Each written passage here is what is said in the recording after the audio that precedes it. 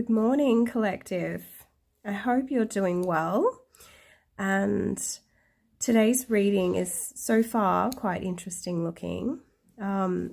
Looking at the true sky for the day, the moon has now moved into true sky Leo. It's actually aligned, conjoined with Regulus, which is like the royal star, one of the royal stars, the royal star of Leo. And it will also conjoin with the node. So not right now, but later on. This weekend, basically all weekend, we have moon in Leo. And then for some days into next week, it will be moon in Virgo, because Virgo is such a big sign. It takes a few days to get through that one. So today it's interesting. The cards we got on the bottom of the deck, we have Initiation, which is equivalent to your Tower card in a tarot system. However, it has its own meaning in this system. So it's about rites of passage, transitions from one period of life to another. So this can be like a girl into womanhood or even into marriage. So the transition of being single to being married, the transition from, into a family, one family to another, men and boys into men, that kind of thing. So it's quite an interesting card. And the Tower does have that energy to it. However, this has its own. So it's the dawning of spiritual awareness and joy. It's a card of balance and harmony derived from working with sympathetic, equal give and take. So it's about one cycle ending and another about to begin. So I thought that was interesting for the shadow energy of the reading today. And then, so not only did it have that, Uranian type of energy, with the Tower card does have, and then we still have the Sun conjoined Uranus, which actually is even closer today, so it should be basically exact today, because we were 1 degree off yesterday, and today it's even closer. So today really is the day. The days either side are still important for this transit. However, today is the exact conjunction. So interesting that we also have here as the base of the deck card, the Sun, which we do have the Sun conjoining the Uranus conjunction. And then we also have the moon in Leo. So there's like a double solar reference there. And then we have the Ace of Swords in the center, which Uranus is ruled traditionally by air sign Aquarius. And we do have a bit of air energy with Venus and Jupiter in Gemini currently, and the North Node in Aquarius. And then our top card with the Queen of Cups. So we do still have some watery energy with Neptune and Saturn in Pisces. So the first card we got, however, is the High Priest. So the High Priest is in this deck equivalent to your Magician card. So it's about turning inward rather than putting plans into action, working in your life on your psychic and personal development. The most important thing the ancients dictated is to know thyself. So understand what you are, forgive yourself for your mistakes, and learn to like yourself. So this really helps learning unexplored skills and abilities. The High Priest is telling you must organize, plan, and use the creative power of your mind to achieve your full potential. And that it's your thoughts that interpret the past. Understand your present and shape your future. It's asking you what you want to do. So give yourself the chance, make a plan or deal with it. Remember, your deepest longing is sometimes the thing you have come into this life to do. So it's a good time to reassess what you are doing and what you want to be doing. So it's the High Priest. And then next to the High Priest, as our crowning card today, we have Intuition, the Queen of Cups. So the Queen of Cups could be a person in your life of the water signs and of, say, like 30 plus age range. And they embody the mystery of the feminine, seductive powers, physical beauty. However, it's an inner beauty and a perfect spirit. The feminine mystery is connected to the secret subconscious power of feelings. So she is attractive because she reflects back to the observer one's own inner desires. So she's a bit unknowable, and that's why she's liked. She can reflect fantasies and reminds women to stop thinking of themselves purely as mother, housekeeper, or career woman, to reaffirm mysterious and sensual side of their nature. So you may be discovering new depths and qualities within yourself at this time. An active and inner healthy life. So it's a good time to explore and experience your feelings and pay attention to the feminine side, even if you're a man. That water is the element of psychic skills, so these abilities you should learn to trust. So the intuition is linked in here. So as an individual, she is fragile and easily hurt.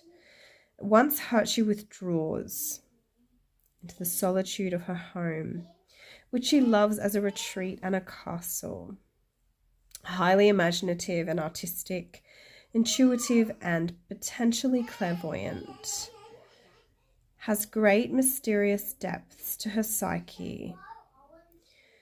Compassionate towards fellow beings and very motherly. Will help you in a crisis. However, may wait to see if anyone else will help first. So very more introverted type of character.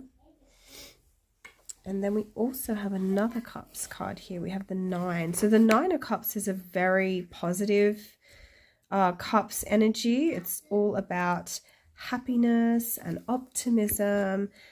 It's good times. You've had so many good times behind you that you can almost rely on those feelings just bubbling forth into your life, because it's like a treasure that you already have. So it's also called the Wish card, and it heralds the fulfillment of a dream. If you have had difficulties, they will be overcome, and all efforts and steady commitments will be rewarded. It's a time of emotional and material stability, good health, and great happiness. Also, spiritually, it's a time to assimilate what you've learnt and work on balancing the elements within yourself to create a firmer foundation of knowledge before you try to progress further. Okay, so the next card we have, which I do find interesting that we do have the Death card, which is linked to, you know, often Scorpio or Pluto, those kind of energies. As we do have, you know, the Pluto at the moment is squaring the Mars, which is a very strong aspect to have. Pluto squaring Mars is a very powerful aspect to have, even though we have the solar, you know, that conjunction, which is really prominent as well. So it's the end of a harvest or a cycle in your life, and it's a cycle of renewal. A certain phase in your life has ended, And, you know, whether that is good or bad, you just need to let go of the loss and, you know, move on to the new. Obviously, mourning is important if that's needed. If this is actually someone you have lost, doesn't need to be. It's a time of adjustment, mourning, and a suspension between the old and the new. So on a higher level, it can indicate that you are reevaluating your life and a change in your consciousness. And this will lead you into transformation. So I do think it's quite interesting we have the Death card next to the High Priest, because, you know, that combination is really quite potent for, you know, manifestation and those kind of energies. Our central card for today is the Ace of Swords, intellect. So this is a very positive card. It has a very mental aspect, like very strong mind aspect to it. And so it does have that air sign element or air element to it. So yeah, it is interesting. We have some of that at the moment in the True Sky. However, it is a sword of raw energy, and it indicates awakening of mental powers, surges of new ideas and concepts that will change your view of the world and life forever. It can be a ruthless weapon, as it can cut away dead wood or living flesh. It can be used as a force for good or evil. It is bound to conflicts with those around you who are not willing to change so quickly. Also, it is linked to creative ideas, and it can present disagreements as well. So there is a personal strength, if you can see through your present difficulties, that you will be able to acquire knowledge and shape your world with your intellect. It has that sort of truth element to it. And here we have our Knight of Wands. So we do still have some fiery energies at the moment, not just the moon in Leo, but we also have Mars in Aries. So the Knight of Wands is, you know, quite a passionate figure. He is, you know, of the potentially up to like mid-30s, late teens kind of age range. And a masculine energy, but of the fire element. So he can be a little bit inclined as an individual. He can be inclined to not being the most committed type. He's quite volatile and changeable and very adventurous.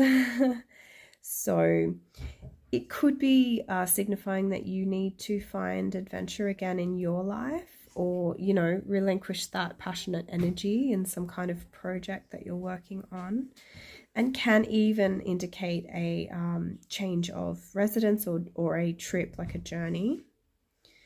So the actual individual loves a challenge, is virtually fearless. They thrive on stimulation, danger, and risk. They are intelligent, witty, charming, and humorous. A philosopher and seeker after the truth.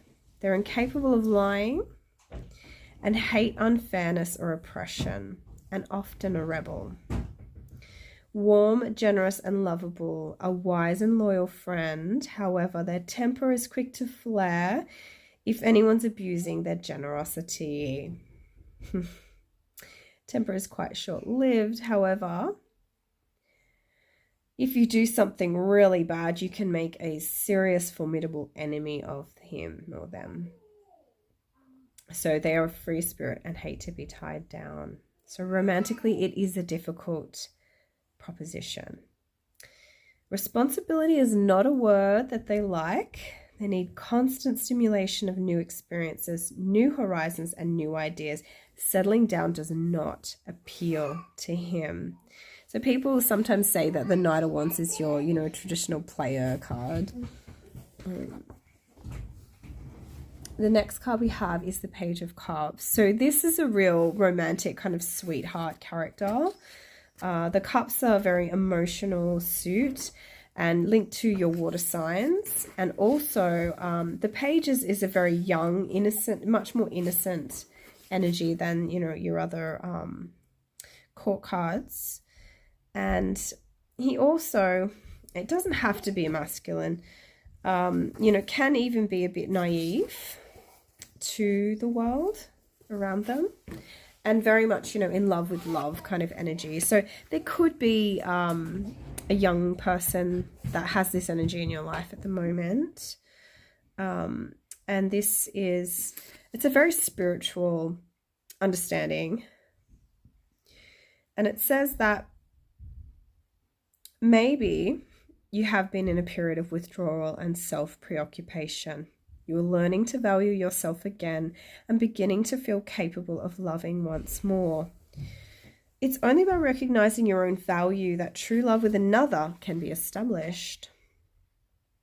So what you're looking for in another is lacking in yourself, rather than treating the other as a separate person, as this can doom your relationship to failure. So this card does herald a new relationship or a new level in an existing relationship. Doesn't have to be love, can be friendship. So spiritually, it does indicate you need to learn to be at peace with yourself.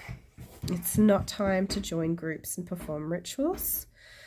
And as a friend, they're an intense young man or woman whose carefully controlled exterior masks a volcano of emotions that lies within.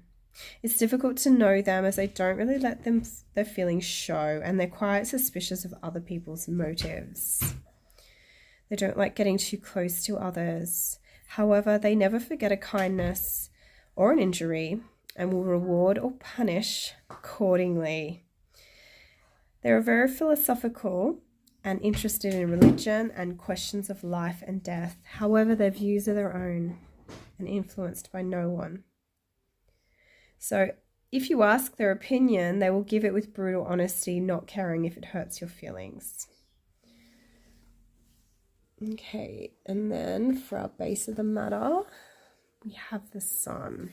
So the Sun is a really positive card to have, and as the base of the matter, it basically is saying that this energy right now is really positive. We don't really have a lot of negative cards here. Not that it's all negative, because you can see, you know, there's different elements within each card. But the rising sun dispels the darkness, and its light reveals the landscape. Life is gestated in darkness, however, it strives toward the light, just as human consciousness strives toward illumination. So it says that at this time you'll see things clearly and plan with confidence. You feel optimistic and experience renewed energy. You may have good health or recover from an illness. Use your intelligence to achieve ambitions you set your mind to. Invent something new or achieve a claim. This is a propitious time. All your efforts are rewarded by financial gain or the recognition of your peers. Spiritually, it indicates a leap forward, illumination by new and deep understandings. It says that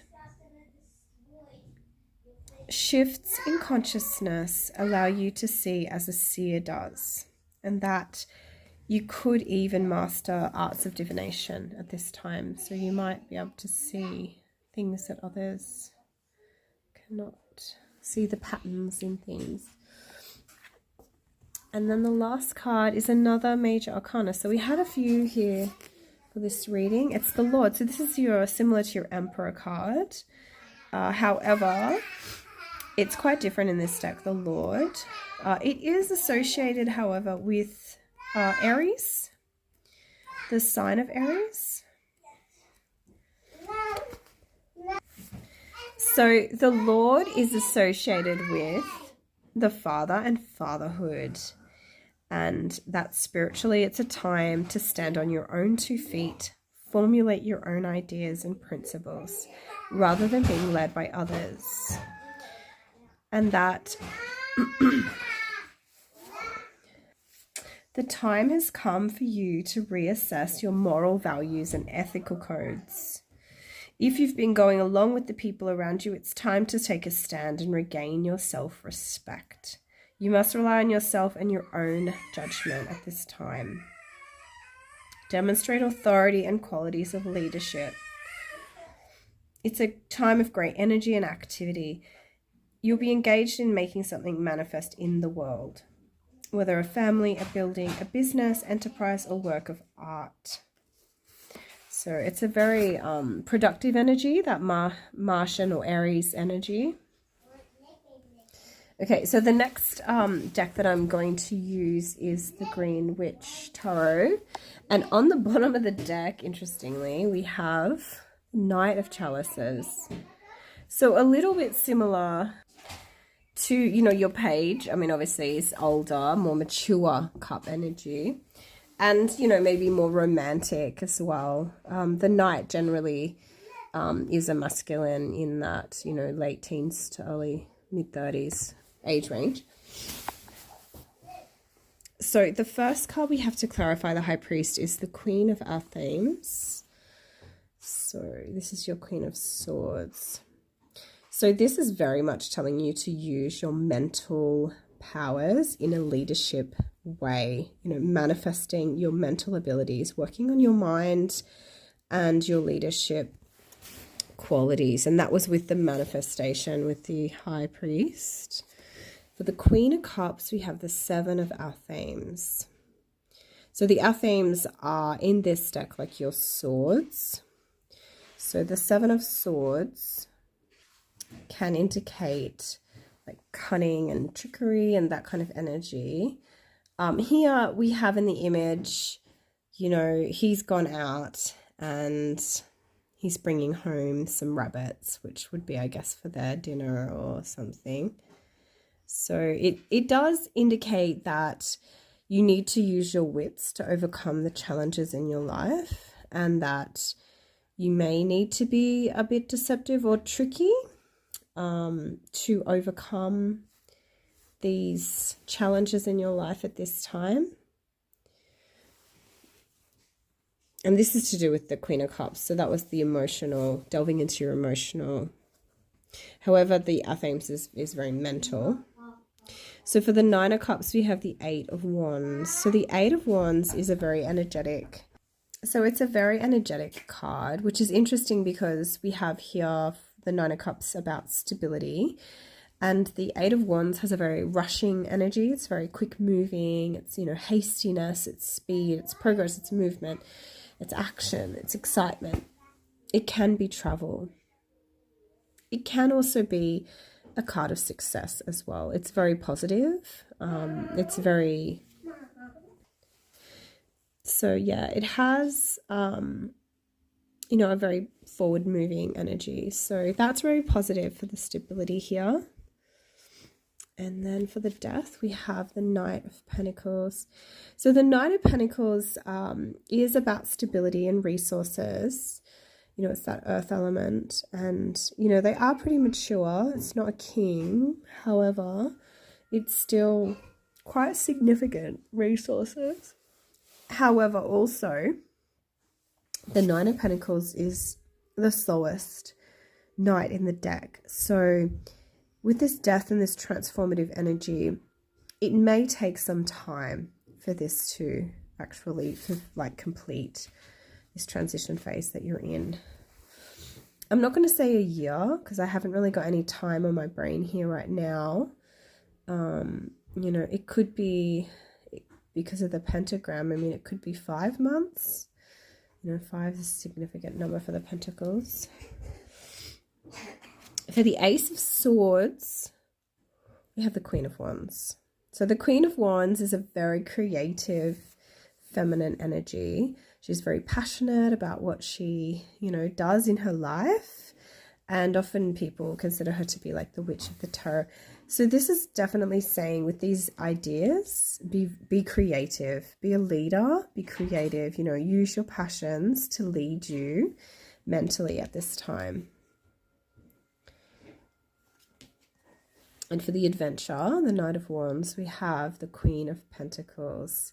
So this adventure is going to be prosperous.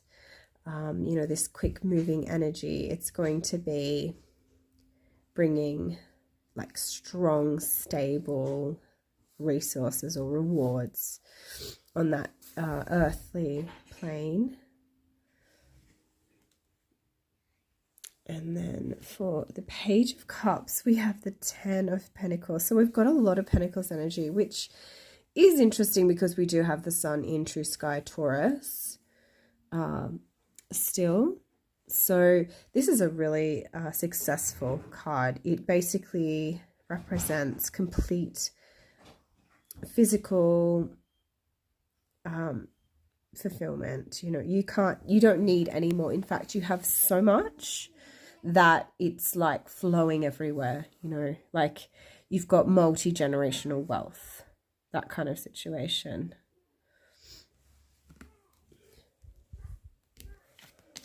And then for the Sun card, we have the Five of Pentacles. Okay, so this isn't the most positive card. It is a Pentacle card. However, it does represent like loss and financial hard times. However, with the Sun, so this is to clarify the Sun. So the Sun is very positive and it does mean that hard times are ending. So this card's saying that there are hard times, with the Sun is saying that they are ending. So that's really positive. The next card for the Lord, we have the Five of Chalices. So the Five of Chalices does indicate some loss that's occurred. And this could be with your family, because we've got the Lord and he's all about the family. It could even be with a home, because he's also about like building and, you know, a home and stability. There is some sacrificial element there with the Lord of the Hunt. However, the Chalices does indicate loss. So there has been some loss at this time. Maybe there's been some loss in your family.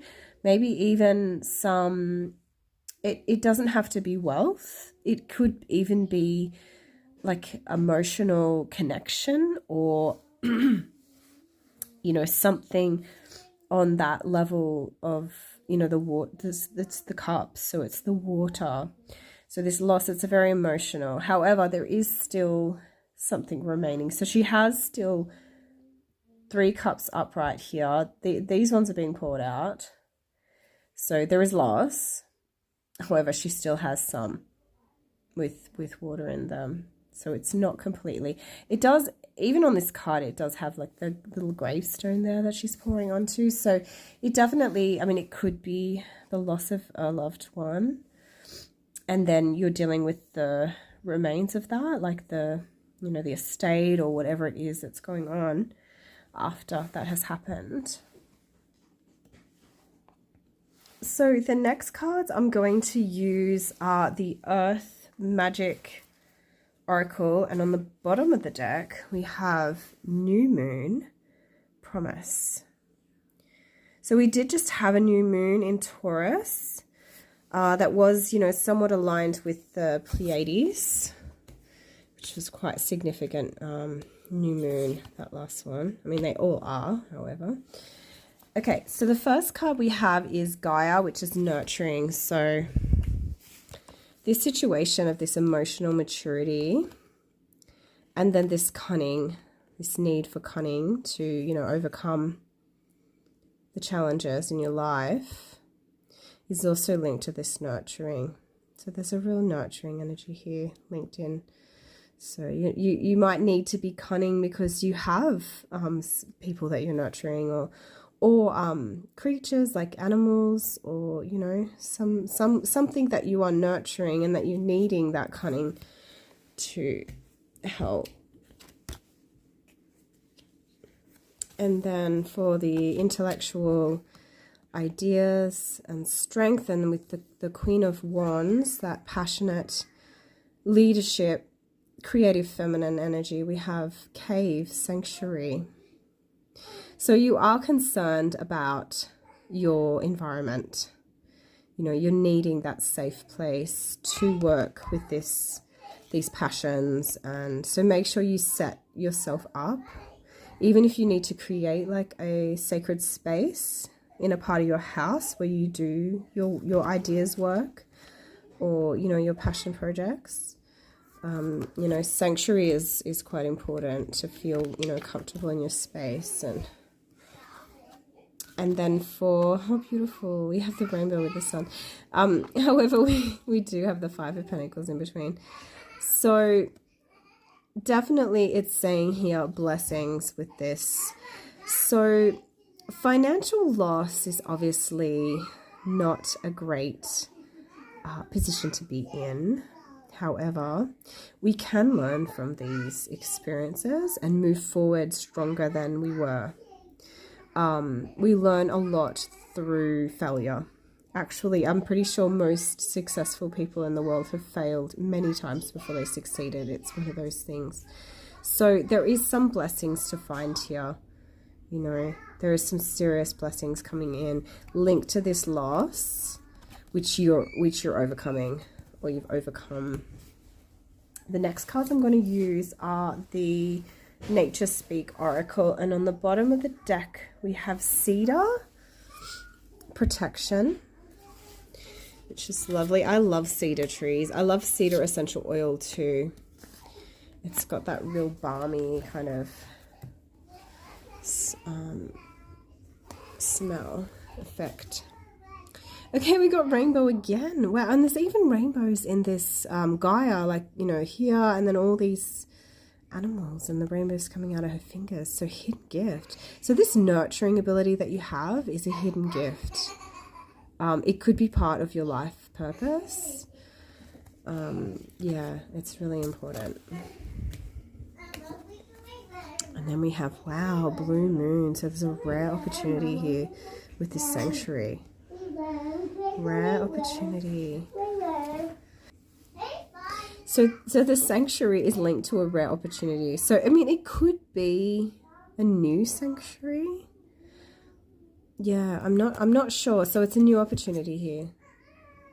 And I mean, even the ideas and this inspiration passion project, you know, there's opportunity there, obviously. Linked to a sanctuary. Okay, the last one we have is mountain, spiritual quest. And then we have that with blessings. So there's a real spiritual message here underlying these blessings of the financial loss. However, this, you know, enduring sun. The next cards I'm going to use are the Green Witch Oracle. And on the bottom of the deck we have Sickle, which says focus, regrowth, and letting go. So there is ending energy here. We had the Death card, and then we also have the Sickle here. So there is a letting go that is needed for these things to move forward. And then for the hidden gifts, we have buds, new beginnings, and expansion. So this is the hidden gift, that there is a new beginning and an expansion happening for you. That is so lovely. Congratulations. And then our central card, we have Watering Can, which just says asking for help and sharing burdens. I'm not sure who you need to share these burdens with or who you need to ask help from, but it sounds very important because it's linked to this rare opportunity. So maybe think about that, you know, who you need to ask for help from or share your burdens. And then the last one we have here is Cauldron, creation, opportunity, and caring. Wow, so this spiritual quest involves caring, opportunity, and creation. And it's going to be a blessing for you. Okay, the last cards I'm going to pull from today are the Australian wildflower reading cards. On the bottom of the deck we have Lantern Bush Challenge. First card, Pink Heath Direction. Central card, Native Passion Flower Love. And then Turkey Bush Inspiration. So the Pink Heath card, which says Direction, is very much about setting a goal and striking out. Choices must be clear, defined, and you must be ready to stick to them. So if you're waiting on answers from another, you'll get your answers soon. Also, there's a connection with achievements and celebrations. So there can be potential separations and unwanted realities, potential hindered dreams or lack of focus. So you need to support your decision making and come out of your period of hibernation and recuperation to find the ground and begin again. So that's the message with the Pink Heath, which we also had buds. So we got direction, and then we got new beginning and expansion. So I guess it's saying that with this new beginning and expansion, you really need to figure out what direction you want to go, you know, for this new beginning and expansion. Because you know, you have this hidden gift here of nurturing. And also we have the High Priest, the Magician card next to it as well, which is very much about, you know, focusing on what you want to do. And even the Queen of Earth really helping there, because she's a very wise woman. She's been through a lot, the Queen of Wands. The next card we have is the Native Passion Flower, which is love. So the Native Passion Flower is from, so it's it does have an edible fruit, and it's about learning that love starts from within and grows outwards. It's time to get in touch with your true inner self, nurture and listen well to resolve your current situations. Speak up for your needs, forgive others and yourself. It's really important right now. There's even a sense of triumph if you work on breaking free of past condemnations and negative patterns. Challenges are inattention, self-sabotage and martyrdom. There is healing energy here with the heart and the emotions. So this is with the watering can. So we've got love, and then we've got asking for help, sharing burdens. So this could be someone that you love or that loves you that you're asking help from or with about this opportunity. Sanctuary and this very creative, passionate energy of the mind. So the last one we have is Turkey Bush. So Turkey Bush's message is inspiration, and so it has other names in the Indigenous tongue. So all of these wildflowers are the, you know, the English names, common names for them. And Turkey Bush is about inspiration. So make sure you don't let subtle messages pass you by.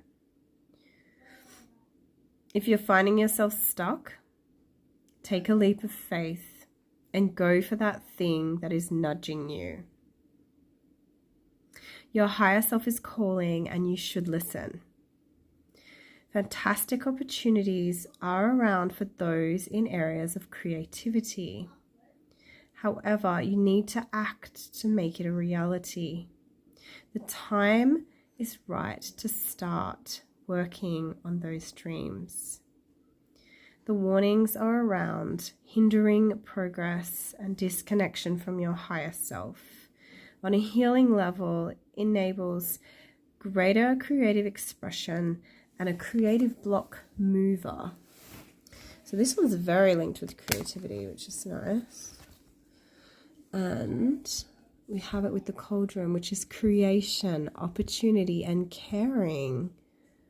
Wow, so there's this real opportunity with this caring, creative, spiritual quest, blessings, lack of abundance, but a much abundance.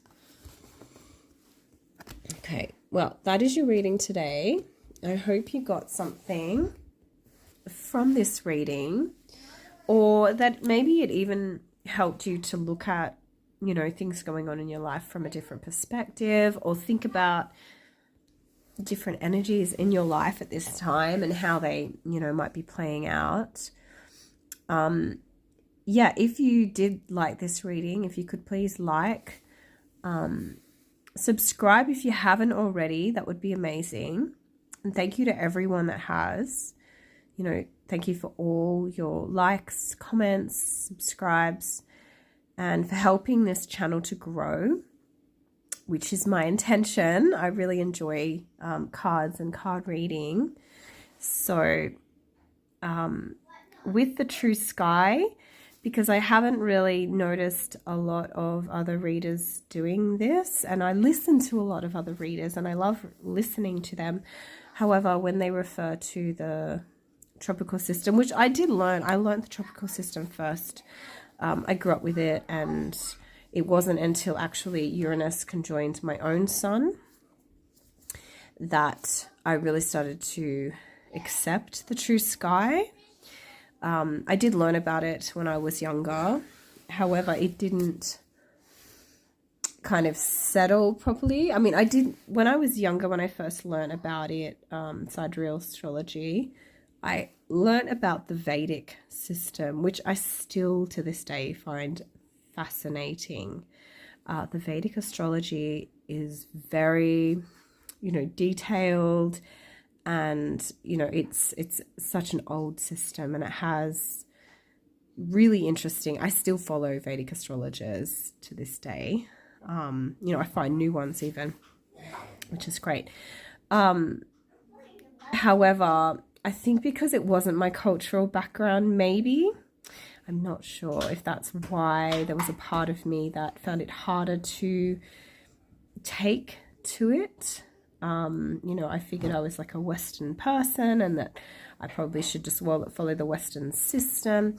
And then I also discovered that there were Western astrologers following sidereal systems. And I did look into that for a while, and I do have some good books on it.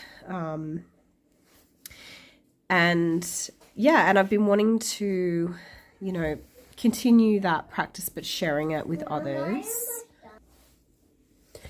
As it doesn't have to be a daily practice, but I would love it to be a daily practice. And to just share my own reflections on things. Obviously, I don't know everything. I have been into sidereal for a very long time, though. So, yeah, so I'm enjoying this process because, like I said, I enjoy card readers and I enjoy them throwing the astrology in there. And then I find my brain is kind of like switching back and forth. And I just felt like there was like a missing cog in the wheel. And maybe that was me. And, you know, I'm enjoying it as well. So, yeah, I think it's a nice little project that I want to continue. And it helps me to get more in touch with these things as well. Card reading has also been in my life for a long time. I think I was... when I got my first set of tarot cards, I think I was 12, and that set only had the major arcana in it. I don't actually have it anymore, but it was quite beautiful.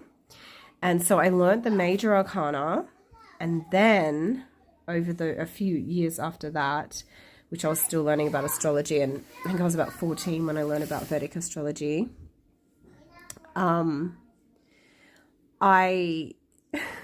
it's funny to talk about all this. I'm not sure. My early life was probably not, it's probably quite unusual, I think. My Mercury is in Aquarius and it is the ruler of my chart. So I was exposed to things quite young, in part thanks to my mum, who has some herself. I mean, she has. So then so there was astrology books my mum had, and I read them, and then I subscribed to this, it was like a weekly installment, like a program through my local newsagent at the time, very mercurial, the newsagent, and and that was great. And it had all the arts of divination. It was all about that kind of stuff. I still have it, or at least most of it, and I do want to bring some of that energy into the readings too. And I think I was quite young, like maybe 13 when I started collecting it. And it took me years. So my first like full tarot that I got was the Mythic Tarot, and I think I was about 12. It was like later on after the first one I got. And the Mythic Tarot was amazing because it's all linked to like mythology of like Greek and Roman and, that Southern European mythology, which I was doing history at the time, and I really loved all that. So that was great. And then when I was collecting this series itself, I believe taught, I would have to double check with this because I don't think it had the Rider-Waite system in it. It was the Marseille system. So even though I had an element of the Rider-Waite with the Mythic Tarot, so I didn't have the Rider-Waite Tarot until I was 18. I finally got that tarot, which is quite a famous tarot later on. So it was a bit confusing in the beginning because I had this, Mythic Tarot, which I loved. And then I had this Marseille type of tarot, and I was like, why are they not adding up? They're so different. However, it did make my mind, expand. And then obviously I was looking into other.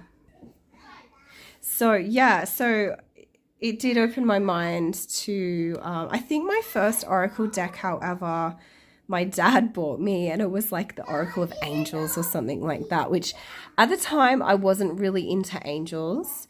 Like I might have like dabbled a little bit into angels because in that divinatory series, they did go into the angels with astrology, and there was a series on that, and that was quite lovely.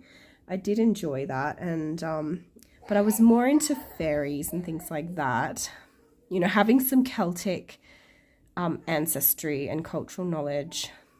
I was more into that. So when my dad got me that oracle, I was not offended, but I was I was like, I don't really like angels, I like fairies. And he was like, oh, it's the same kind of thing, like he just had his own interpretation. But it was nice of him to do that. I'm pretty sure that I don't obviously follow a lot of the rules now. So I remember back in the day, people would say, you can't buy a tarot deck. You have to have it bought for you. And yes, I've had many bought for me and oracles, but I've bought a lot of my own now as well. So I think over the years, I guess I've allowed myself to break certain taboos. And sometimes I've broken certain taboos without even knowing that they were a taboo in the first place. So yeah, anyway, this has been a really long spiel. I could talk more about my experiences with cards and astrology and divination and, all these things for longer. However, I hope you're having a great day, and wherever you're at, wherever you stay, and that, this reading brought you some enjoyment or entertainment or education, content quality. And I'll be back again soon with another reading. Okay, bye.